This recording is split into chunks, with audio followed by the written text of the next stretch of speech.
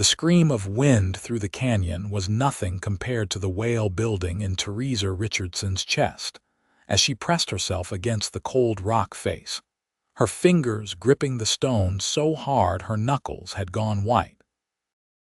It was June of 1876, in New Mexico territory, and she had been traveling with a supply wagon from Santa Fe to Los Lunas when bandits had attacked just before sunset, killing the driver and scattering the horses into the vast wilderness that stretched endlessly in every direction.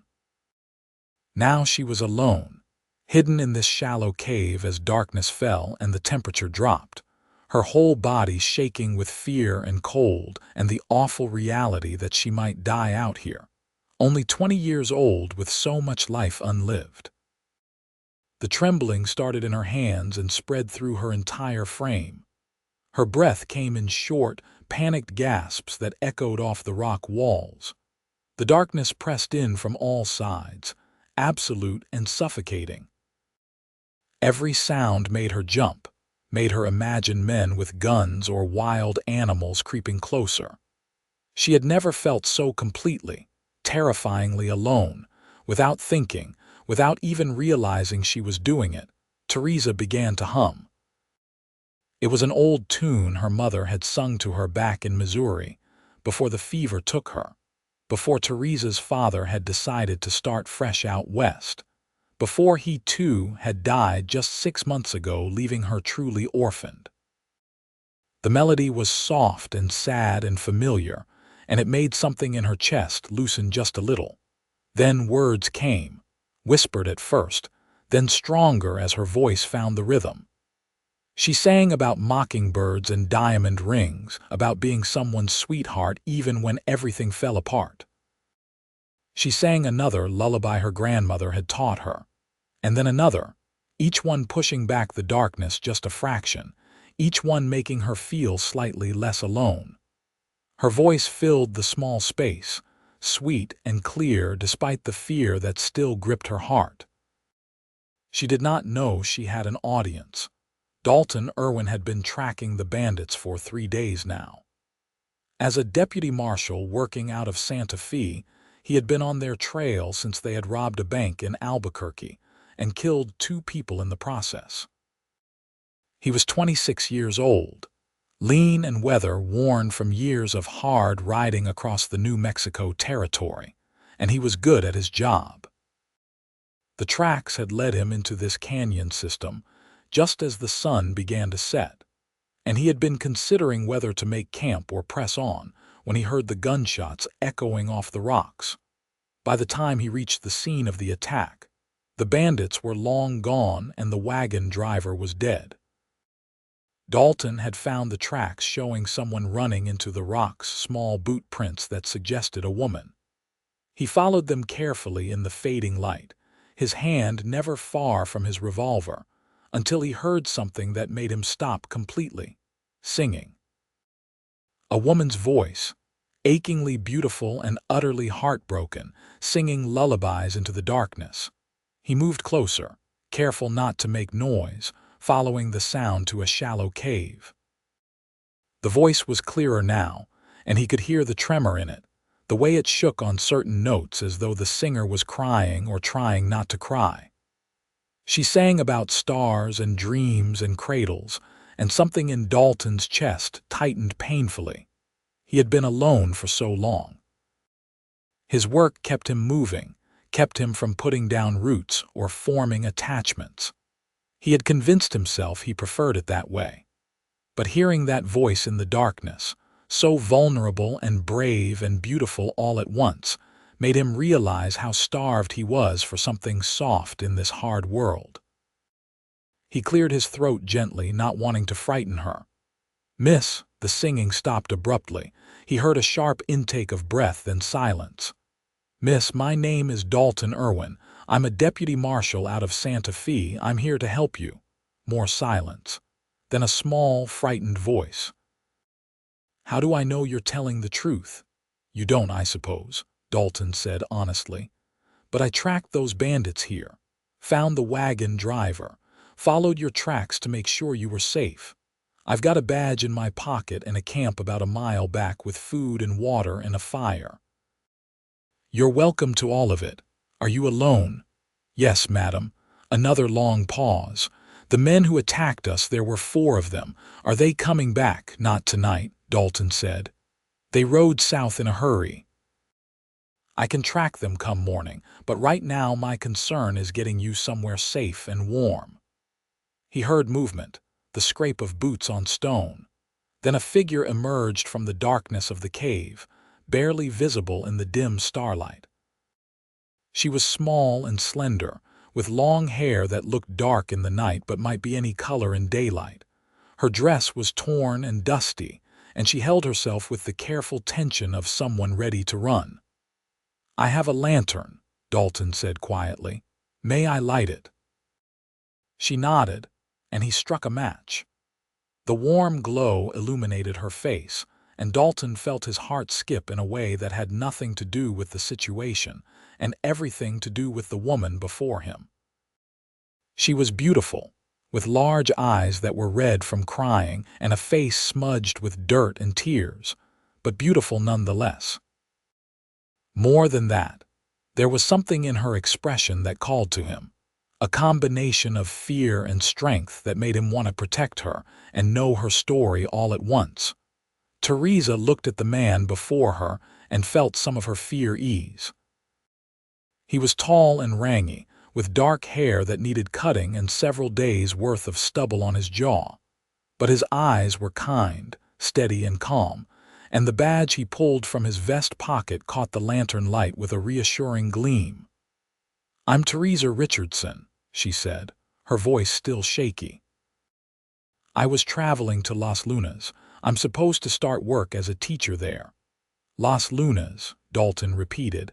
That's another day's ride south. Were you traveling alone except for the driver? Yes.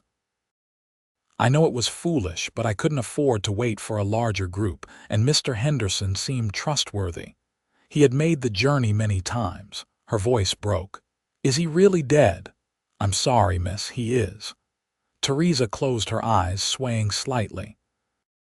Dalton stepped forward instinctively, reaching out to steady her, and she did not pull away from his touch. When did you last eat? He asked gently. This morning. Before dawn. Come with me. I'll get you fed and warm, and we can figure out what to do in the morning. She looked up at him, searching his face. Why were you tracking those men?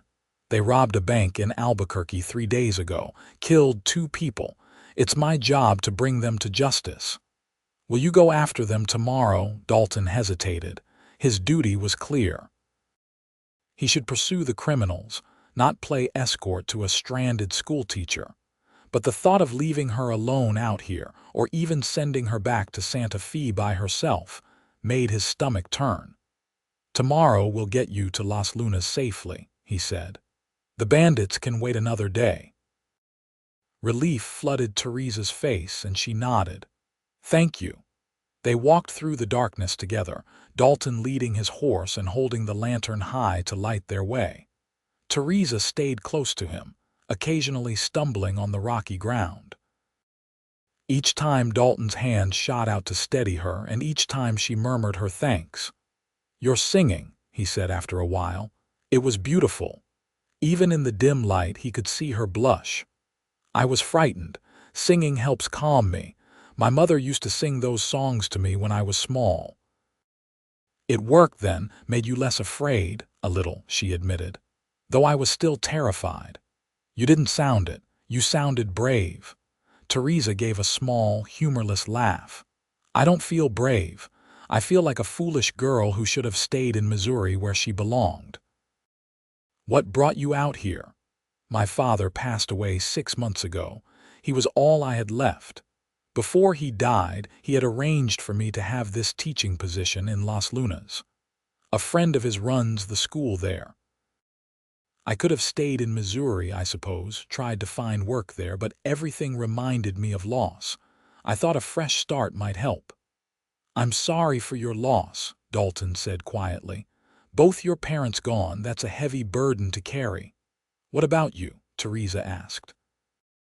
Do you have family? Not anymore. My folks died when I was young, grew up in an orphanage in Kansas City, came west when I was 17. Been working as a lawman for about 5 years now. Do you like it? The work? Dalton considered the question. It's what I'm good at.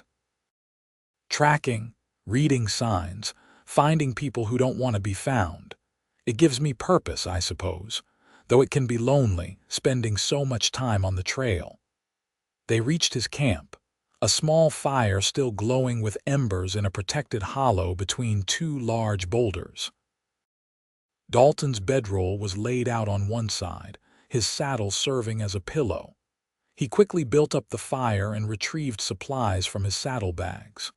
"Here," he said, handing her some dried meat and hardtack. "It's not fancy, but it'll keep you going." Theresa accepted the food gratefully, suddenly aware of how hungry she was. They sat on opposite sides of the fire and Dalton made coffee in a battered tin pot. The normalcy of it, the simple domestic ritual, helped calm her nerves further. "You can have my bedroll," Dalton said. "I'll keep watch." "You need to sleep too," Theresa protested. "I'll rest once we get you to town tomorrow. Tonight I want to make sure we're not followed." Theresa looked at him across the firelight, this stranger who was showing her such unexpected kindness. "Why are you doing this?" "You could have left me and gone after those bandits. That's your job." Dalton was quiet for a moment, staring into the flames. "When I heard you singing," he said slowly, "it was the most beautiful thing I've heard in longer than I can remember. This work, this life, it can make you hard. It can make you forget there's beauty and gentleness in the world. Your voice reminded me. I guess I want to protect that if I can." Theresa felt something warm bloom in her chest, something that had nothing to do with the fire. "That's a lovely thing to say." "It's the truth," Dalton said simply. They talked long into the night, sharing stories about their childhoods, their dreams, their fears. Theresa told him about her love of teaching, about the books she had read and the places she hoped to see someday. Dalton told her about the wide open spaces he had traversed, about the satisfaction of solving a difficult case, about the cabin he someday wanted to build where he could watch the sunset over the mountains. Eventually, exhaustion claimed Theresa, and she curled up in Dalton's bedroll, which smelled of leather and sage and something uniquely him. She felt safer than she had any right to feel, and as she drifted off to sleep, she could hear him moving around the camp, checking on the horses, keeping watch. The last thing she heard before sleep took her was her own voice, barely a whisper, singing one more lullaby into the night. When Theresa woke, the sun was already climbing the sky and Dalton had breakfast ready, beans and bacon cooked over the fire. He looked tired but alert, and he smiled when he saw her stirring. "Morning," he said. "How did you sleep?" "Better than I expected," Theresa admitted, sitting up and trying to smooth her disheveled hair. "Did you rest at all?" "Enough," he said, which she suspected was a lie. They ate quickly and broke camp. Dalton had only one horse, a sturdy bay gelding named Ranger, so they would have to ride double. He mounted first, then reached down to help Theresa up behind him. "Hold on tight," he instructed. "It's a fair distance to Las Lunas and the terrain can be rough." Theresa wrapped her arms around his waist, acutely aware of the warmth of his body, the strength in his frame. She had never been this close to a man before, had never felt this strange combination of nervousness and safety. They rode through the morning, following a trail that wound through canyons and across open desert. Dalton pointed out landmarks and told her about the territory, its history, and its people. Theresa found herself relaxing into the rhythm of the horse's gait, into the steady presence of the man in front of her. "Tell me about Las Lunas," Dalton said. "What will you teach there?" "Reading, writing, arithmetic," Theresa said. "Children of all ages, I expect. The town is growing and they need someone to help educate the next generation. I'm nervous about it," Truth be told, I've never been a teacher before, only helped at the school back home." "You'll be wonderful," Dalton said with such certainty that Theresa felt her cheeks warm. "You don't know that. I know you're patient and kind. I know you're brave enough to cross half the country alone. I know you have a voice that could gentle a wild horse or soothe a frightened child. That seems like a good foundation for teaching." "You barely know me," Theresa said softly. "I know enough," Dalton replied. They stopped to rest and water the horse around midday. Theresa walked a short distance away for privacy, and when she returned she found Dalton checking his guns with practiced efficiency. "You think we'll run into trouble?" she asked nervously. "I hope not. But it's best to be prepared. Those men yesterday, the ones who killed Mr. Henderson, will you really be able to find them?" "Eventually," Dalton said. "Men like that, they always make mistakes. They'll spend their money too freely in some town or brag to the wrong person.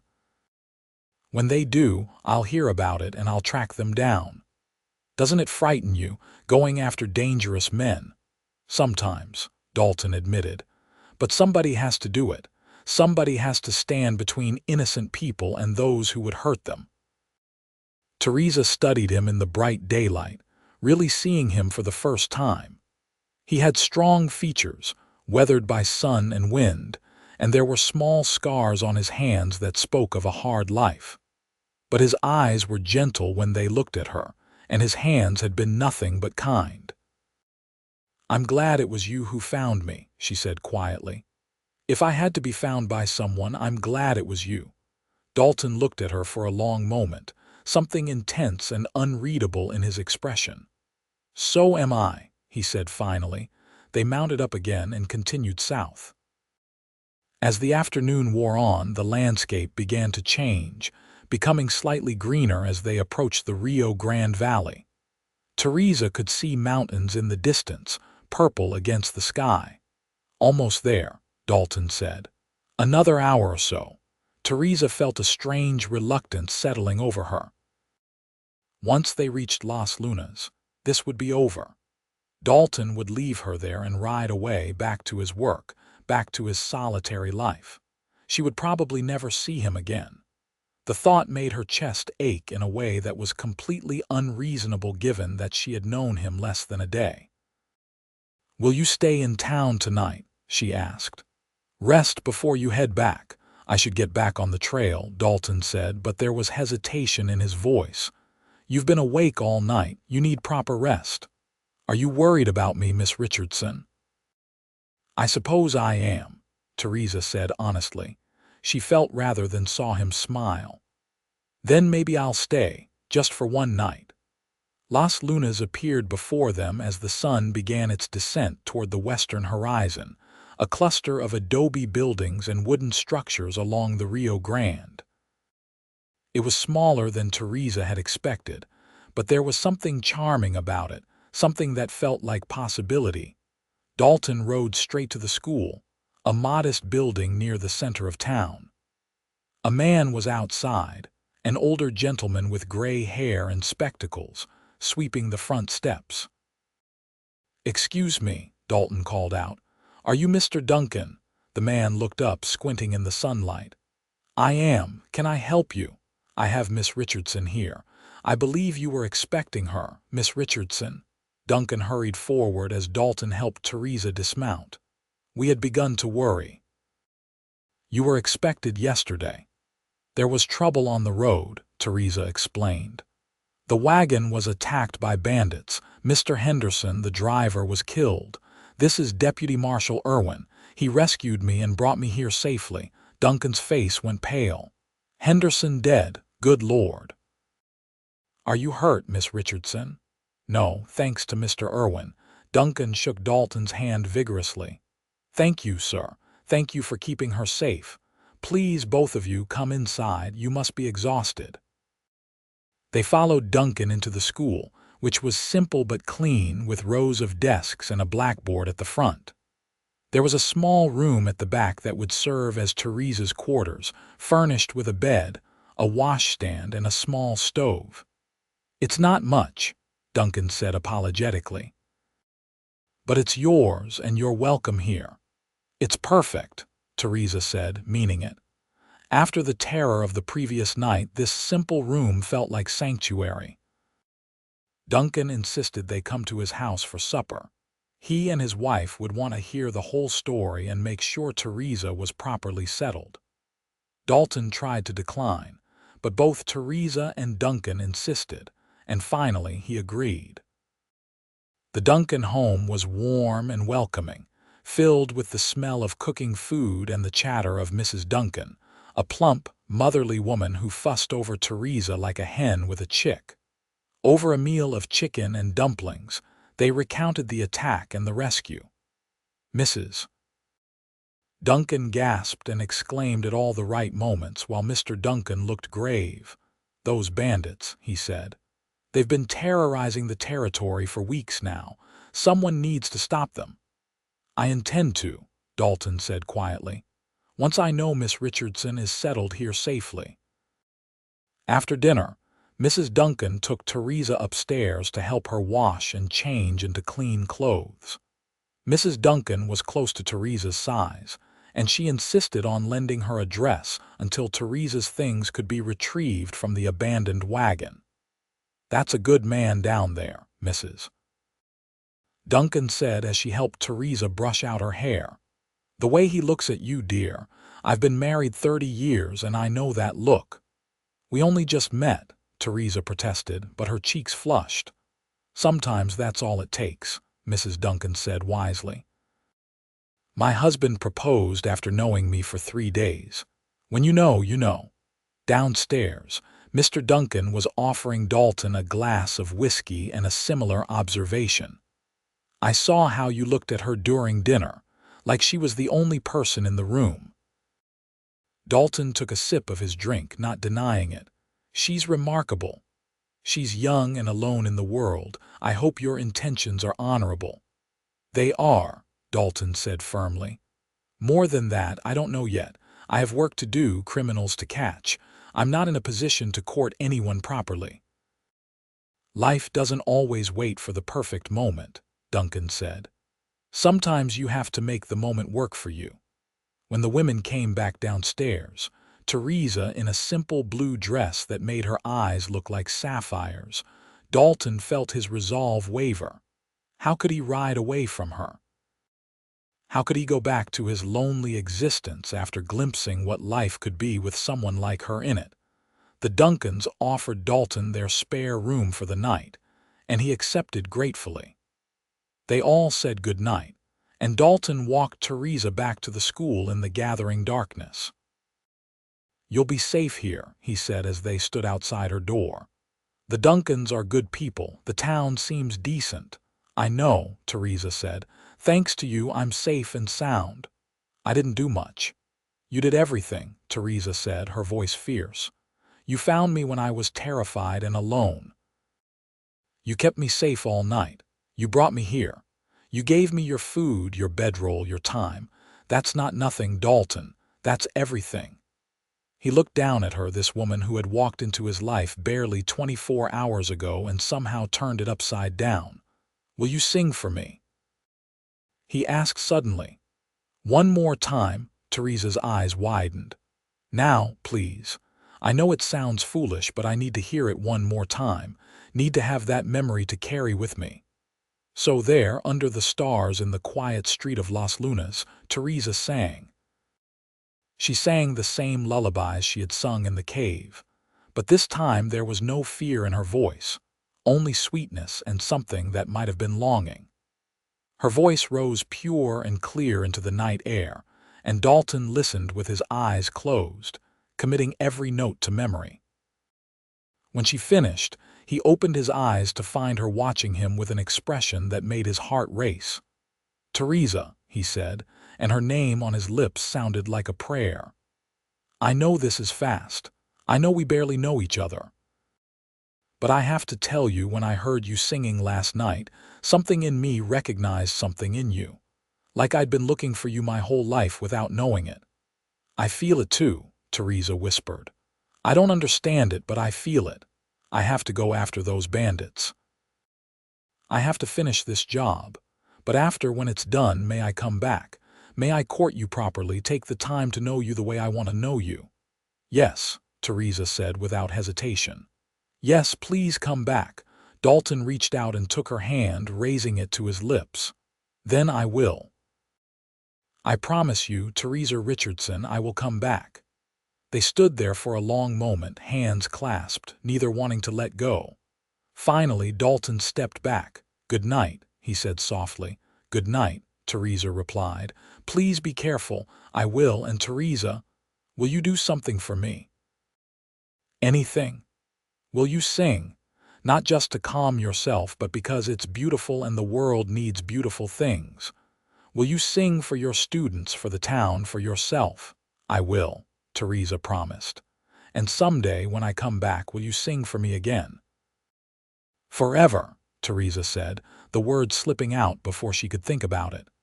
"I'll sing for you forever if you want me to."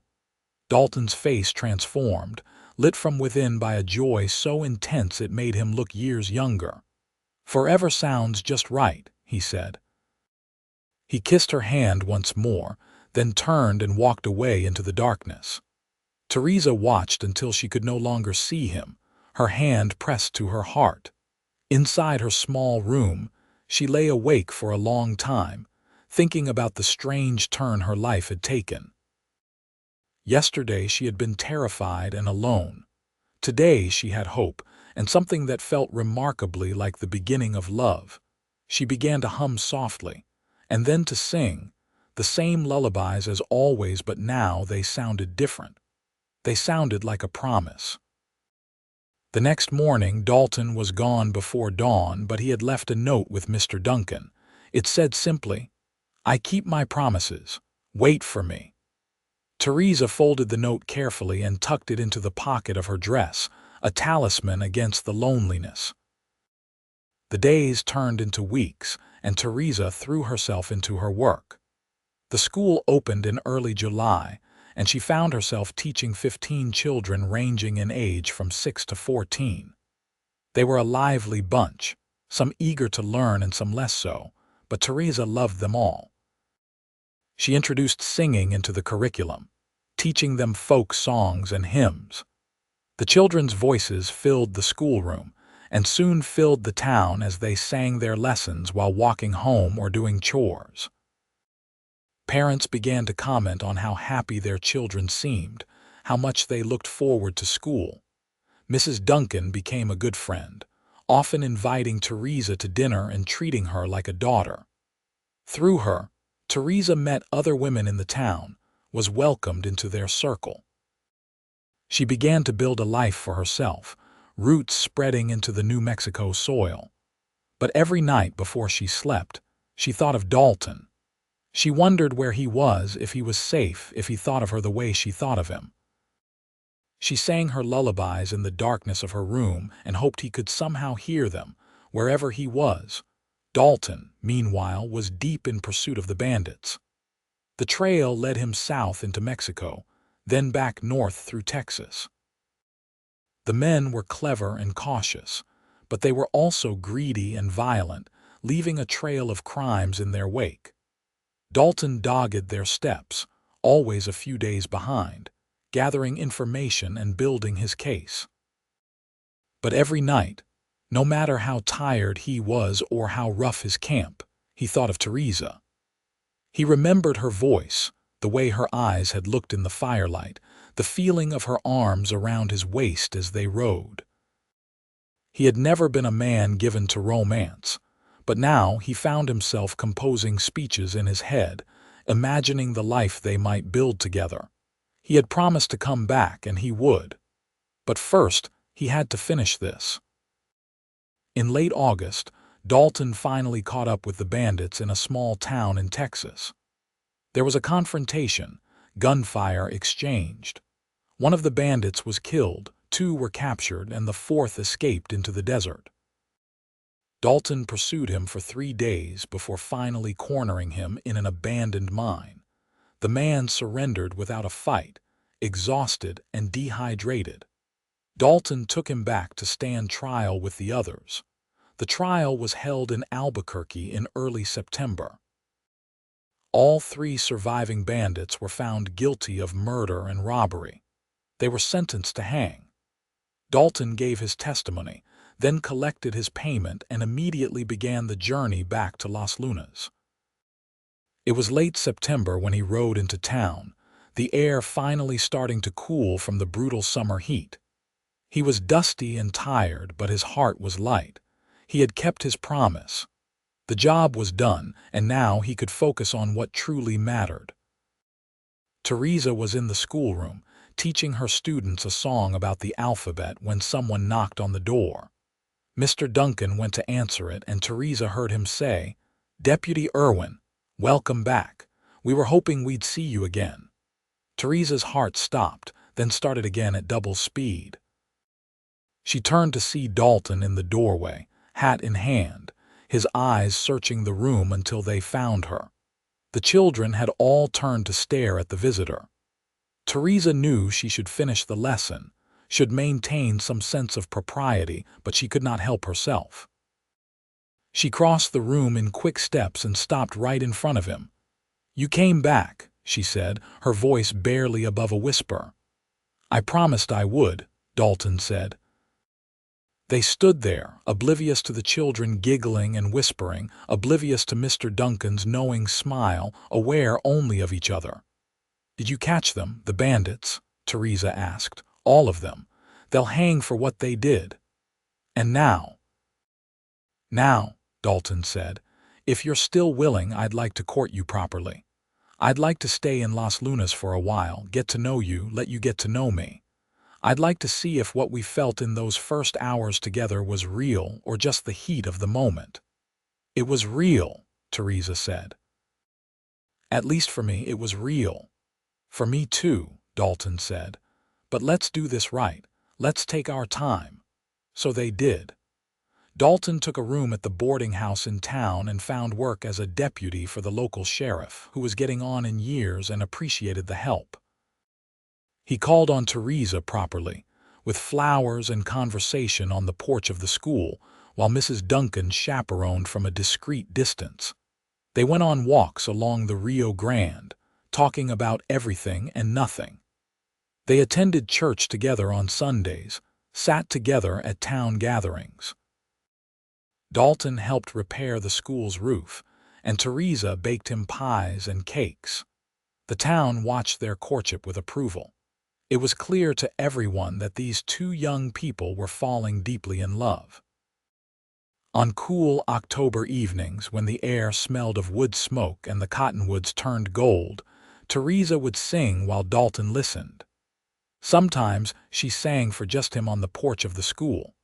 Sometimes she sang in church, her voice soaring over the congregation. Sometimes she sang for the children, teaching them new songs, and every time she sang, Dalton looked at her with an expression that made her heart flutter. "I could listen to you forever," he told her one evening as they sat together watching the sunset. "You said that once before," Theresa reminded him. "That first night. I meant it then and I mean it now. Your voice is the most beautiful thing I've ever heard." "It's just singing," Theresa said, though she was pleased. "It's not just anything," Dalton said seriously. "It's a gift. And you share it so generously with everyone. With the children, with the town, with me. I'm grateful for it every single day." In November, as the weather turned cold and the first light snows dusted the mountains, Dalton asked Theresa's permission to speak with Mr. Duncan. She knew what was coming and her heart sang. Duncan gave his blessing readily. "I've been expecting this," he said with a smile. "You 2 are clearly meant for each other." That evening, Dalton took Theresa for a walk along the river. The sun was setting, painting the sky in shades of orange and pink and gold. When they reached a quiet spot, sheltered by cottonwood trees, Dalton took both of Theresa's hands in his. "Theresa Richardson," he said. 4 months ago I was tracking criminals through a canyon and I heard the most beautiful sound in the world. It led me to you, and you changed my life. These past months with you have been the happiest I've ever known. I love your kindness, your courage, your dedication to your students. I love how you see the good in people. I love how you sing when you're happy and when you're sad and when you're teaching children their letters. I love everything about you, and I want to spend the rest of my life making you as happy as you make me. He knelt down in the soft earth, pulling a simple gold ring from his pocket. Will you marry me? Will you let me be the man who gets to hear you sing forever? Theresa was crying and laughing at the same time. Yes, she said. Yes, Dalton, I'll marry you. He slipped the ring onto her finger and stood, pulling her into his arms. Their first kiss was sweet and gentle and full of promise, and when they pulled apart, both were smiling. I love you, Theresa said. I've loved you since that first night when you found me in the dark and made me feel safe. I love you too, Dalton said. I've loved you since I heard you singing and knew I'd found something I didn't even know I'd been searching for. They walked back to town hand in hand, and the news of their engagement spread quickly. The whole town was delighted. Mrs. Duncan immediately began planning the wedding, insisting it should be a proper celebration. They were married in December, just before Christmas, in the small church in Las Lunas. The whole town turned out for the ceremony. Theresa wore a white dress that Mrs. Duncan and several other women had sewn together, and she carried wildflowers that Dalton had ridden miles to find, preserved carefully in cool water. At the reception, held in the church hall, Theresa sang for her new husband. She sang a love song, her voice clear and true, and there was not a dry eye in the room. When she finished, Dalton crossed to her and kissed her in front of everyone, not caring who saw, only caring that this remarkable woman was now his wife. They spent their wedding night in a small house that Dalton had quietly purchased as a surprise. It was on the edge of town, with a view of the mountains and the river, and it had a front porch perfect for sitting together and watching the sunset. It's ours, he told her as he carried her over the threshold. Our home. I know it's not much yet, but we can build it into something wonderful together. It's perfect, Theresa said, looking around the simple rooms with joy. It's absolutely perfect. Their first night as husband and wife was tender and sweet, full of whispered words and gentle touches and the discovery of each other. Later, as they lay together in the darkness, Theresa sang softly, lullabies that now felt like love songs. Will you really do this forever? Dalton asked, his arms around her. Sing for me, forever and always, Theresa promised, for as long as you want to hear it. Then I'll be listening forever, Dalton said, because I'll never stop wanting to hear you. Life settled into a comfortable rhythm. Theresa continued teaching, beloved by her students and their parents. Dalton worked as a deputy, keeping the peace in Las Lunas and the surrounding area. The work was less dangerous than tracking outlaws across the territory, and he was grateful for that. He wanted to come home to Theresa every night, wanted to build a life that was stable and safe. In the evenings, they would sit together on their porch. Theresa would sing and Dalton would listen, and it felt like the most natural thing in the world. Sometimes neighbors would stop by, drawn by the music. Theresa never turned anyone away, always willing to share her gift. When spring came, bringing wildflowers and warm breezes, Theresa discovered she was expecting a child. She was nervous and excited in equal measure, and Dalton was over the moon. A baby, he kept saying, as though he could not quite believe it. We're going to have a baby. He became even more protective than usual, insisting Theresa rest more, worrying over her health. She found it endearing even when it was excessive. The baby came in November of 1877, a son with dark hair and his father's eyes. They named him Daniel, and Dalton held him with trembling hands, tears streaming down his face. "He's perfect," he whispered. "Theresa, he's perfect." "He is," Theresa agreed. Exhausted but radiant from the very beginning, Theresa sang to Daniel. The same lullabies she had sung in that cave, the ones her mother had sung to her, the ones that had led Dalton to her. Daniel would quiet at the sound of her voice, his small face peaceful. "He loves your singing as much as I do," Dalton observed one evening, watching his wife rock their son. "Music is in his blood," Theresa said. "I'll teach him to sing when he's old enough." "Teach him everything," Dalton said. "Teach him to be kind and brave like you." As Daniel grew, the little house grew too.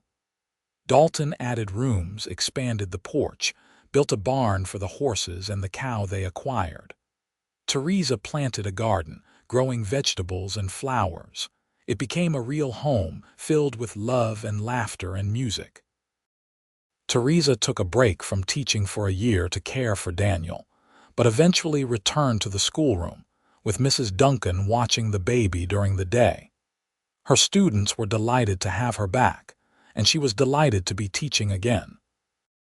When Daniel was 2, Theresa gave birth to twins, a boy and a girl. They named them Thomas and Rose. The house became even more lively, even more full of noise and chaos and joy. Dalton proved to be a wonderful father, patient and playful. He taught the children to ride, to track animals, to read the weather. Theresa taught them to read and write and sing. All 3 children inherited their mother's musical ability, and soon the house was filled with their voices joining hers. The years passed in a blur of happiness. Daniel grew into a thoughtful boy who loved books and horses in equal measure. Thomas was adventurous and bold, always getting into scrapes. Rose was gentle and creative, always singing or drawing. Las Lunas grew too, evolving from a small frontier town into a thriving community. The railroad came through in 1880, bringing more settlers and more prosperity. Theresa's school expanded, requiring an additional teacher to help with all the students. The church grew, the town added new businesses, life flourished. Through it all, Theresa and Dalton's love deepened. They had their disagreements, their difficult moments, as all couples do. But they always came back to each other, always remembered what had brought them together. Every evening, no matter how busy the day had been, they would find time to sit together. Often it was on the porch after the children were in bed. Theresa would sing and Dalton would listen, and it was as magical as it had been that first night in the canyon. "Do you ever think about that night?" Theresa asked him one evening in 1885. They were celebrating their 8th wedding anniversary, and the children were staying with the Duncans for the night, giving them rare privacy. "I think about it all the time," Dalton said. "How close I came to never finding you. If I'd chosen a different path, if I'd made camp earlier, if you'd been hiding somewhere else. So many things had to align perfectly for us to meet. I was so frightened," Theresa remembered. "But then you were there, and everything was all right. When I heard you singing, I thought I was imagining it at first. It seemed impossible that something so beautiful could exist in the middle of that harsh landscape. But then I found you, and you were real, and you were even more beautiful than your voice." "You asked me to sing forever," Theresa said softly. "Do you remember?" "I remember, and you have. All these years you've filled my life with music." "I promised I would," Theresa said, "and I keep my promises just like you." "That you do," Dalton agreed. He pulled her close, kissing her temple. "I'm the luckiest man alive, you know that." "I'm pretty lucky too," Theresa said. "I was lost and alone, and you found me. You saved me, Dalton." "We saved each other," Dalton corrected. "I was lost too, just in a different way. I was going through the motions of life without really living. You taught me what it means to have a home, a family, a purpose beyond just the next job." They sat together in comfortable silence for a while, watching the stars emerge in the darkening sky. Then Theresa began to sing, a new song this time, one she had learned from one of her students. It was about stars and wishes and dreams coming true. Dalton listened, his hand in hers, and thought about how completely his life had changed since that June night in 1876. He had been a solitary man, hardened by his work and his past. Now he was a husband, a father, a member of a community. He had roots, connections, love, all because he had heard a woman singing in the darkness and followed that beautiful sound to its source. In 1887, Theresa gave birth to another daughter, whom they named Grace. She was a surprise, coming when Rose was already 5 and they had thought their family complete. But she was a welcome surprise, a sweet-natured baby who rarely cried and always smiled. Daniel was 10 by then, already showing signs of the man he would become. He was responsible and caring, good with his younger siblings. He had inherited Dalton's steadiness and Theresa's kindness, and both parents were proud of him. Thomas at 7 was still wild and energetic, but he was also fiercely loyal and brave.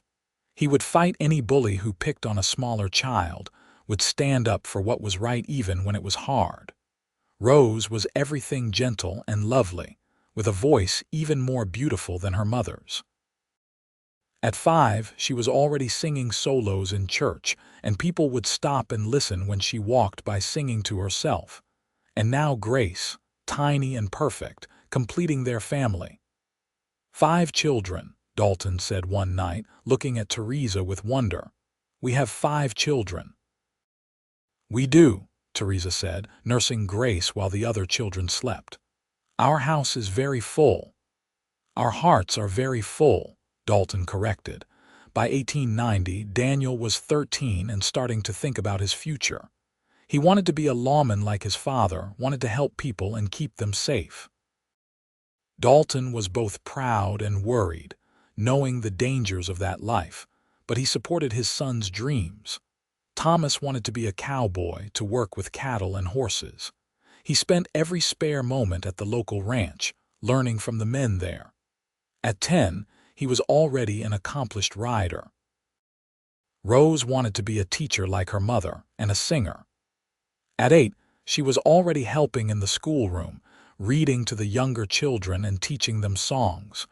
Grace was 3, a sunny-natured child who loved everyone and everything. Theresa had stopped teaching full-time when Grace was born, but she still worked at the school part-time and gave singing lessons to children in the town. Her voice was still as beautiful as ever, and people still gathered to hear her sing. Dalton had become the sheriff, the previous one having retired. He was respected throughout the territory as a fair and honest lawman, someone who would always do what was right even when it was difficult. Their life was good, better than either of them had ever dared to dream during their hard childhoods. One evening in late summer, the whole family was on the porch. The children were playing in the yard, their voices carrying on the warm breeze. Theresa sat in her rocking chair, mending one of Thomas's shirts that he had torn climbing a tree.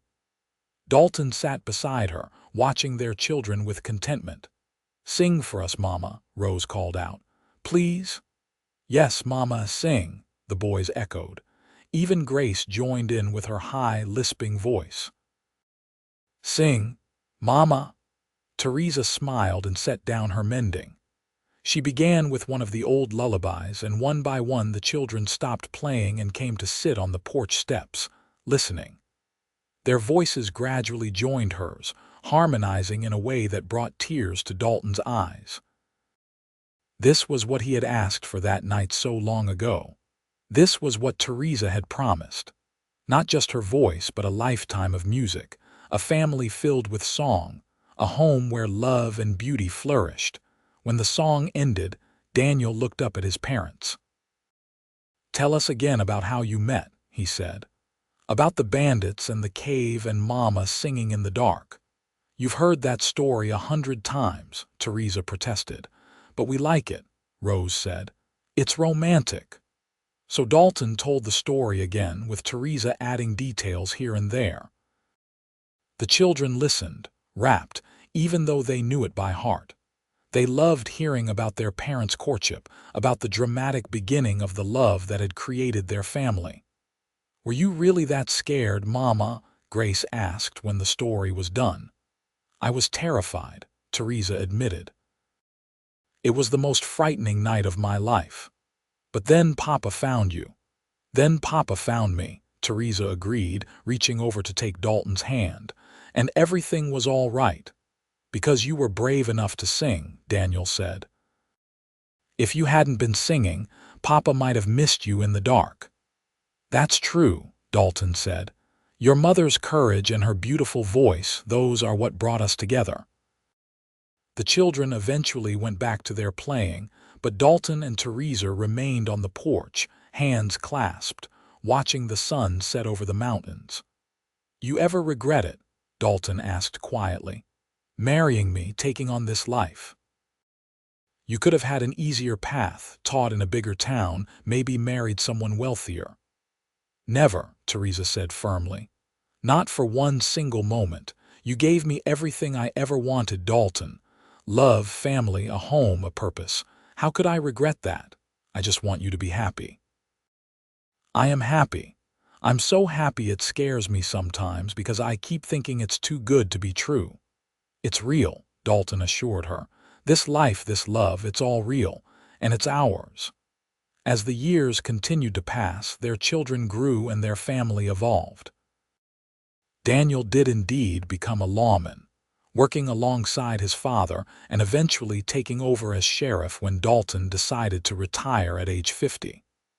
He married a local girl named Sarah, and they had children of their own, giving Theresa and Dalton their first grandchildren. Thomas became a rancher, buying land north of Las Lunas and building it into a successful operation.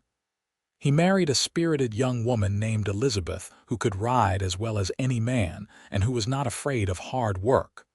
Rose did become a teacher, taking over Theresa's position at the school. Her voice drew young people from all around to learn from her, and she started a choir that performed at gatherings and festivals. She married a kind man named William who owned the general store, and together they had 5 children. Grace, the youngest, grew into a beautiful and talented young woman. She became a nurse, studying in Santa Fe and then returning to Las Lunas to care for the sick and injured. She married a doctor, and together they brought modern medicine to the growing town. Through all of this, through weddings and births and the inevitable losses that come with time, Theresa and Dalton remained devoted to each other. They grew older together, their hair graying, their steps slowing, but their love never diminishing. Theresa still sang, though her voice grew softer with age. She sang to her grandchildren and great-grandchildren the same lullabies she had sung in a cave so many years ago. And every evening when they sat together on their porch, she would sing for Dalton. "Forever," he would remind her with a smile. "You promised forever." "And forever it shall be," Theresa would reply. In 1910, they celebrated their 33rd wedding anniversary surrounded by their children, grandchildren, and great-grandchildren. The house could barely hold everyone, and the celebration spilled out into the yard. There was food and laughter and music, so much music. At the height of the party, the family insisted that Theresa sing. She protested that her voice was not what it used to be, but they would not be dissuaded. So she stood, with Dalton's hand in hers, and sang. Her voice was not as strong as it had been in her youth, but it was still beautiful, still pure, still capable of moving hearts. She sang about mockingbirds and diamond rings, about love that endures through hardship, about the blessings of family. When she finished, there was not a dry eye in the crowd. Dalton stood and kissed her in front of everyone, just as he had at their wedding so many years ago. "I love you," he said. Then, now, and always. I love you too, Theresa replied. Forever, just like I promised. They continued on together for several more years, their love a foundation that supported not just them but their entire extended family.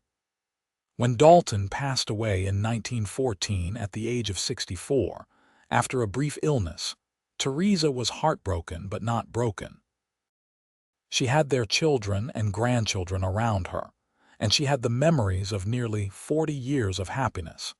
She lived another 8 years, dying peacefully in her sleep in 1922 at the age of 66. Her last conscious act was to sing softly to herself, one of the old lullabies, her voice barely a whisper. But those who were with her swore that, as she took her last breath, they heard a younger, stronger voice join hers. A harmony so perfect it could only be her beloved Dalton, come to escort her home. They were buried side by side in the cemetery in Las Lunas, their graves marked with a simple stone that read, Theresa and Dalton Irwin. Their love was eternal, their song never ending. And for years afterward, people in Las Lunas would tell the story of the schoolteacher who sang to calm herself in a dark cave, and the lawman who found her and fell in love with her voice, and how he asked her to sing forever, and she did. It became a local legend, a story told to children and grandchildren, a reminder that even in the harsh landscape of the Old West, even in times of danger and uncertainty, love could bloom and flourish and last a lifetime. The little house that Dalton built still stood for many years, eventually becoming a historical landmark. Visitors would stop by and read the plaque that told the story of the couple who had lived there, who had built a life and a family, and filled the desert air with music. And on quiet evenings when the wind blew just right, people swore they could still hear singing, soft and sweet and eternal, carried on the breeze. The lullabies of Theresa Irwin, still singing forever, just as she had promised, for the man who had asked her to never stop. Their descendants continued to live in and around Las Lunas for generations, carrying on the legacy of love and music and service that Theresa and Dalton had established. The Irwin name became synonymous with integrity and kindness in the community. Daniel's descendants became lawmen and teachers, continuing the family tradition of service. Thomas's descendants worked the land, building on the ranch he had started. Rose's descendants filled the schools and churches with music, their voices echoing their great-grandmother's gift.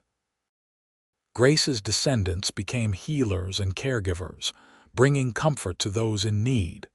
And all of them, every single one, learned the story of how their family began.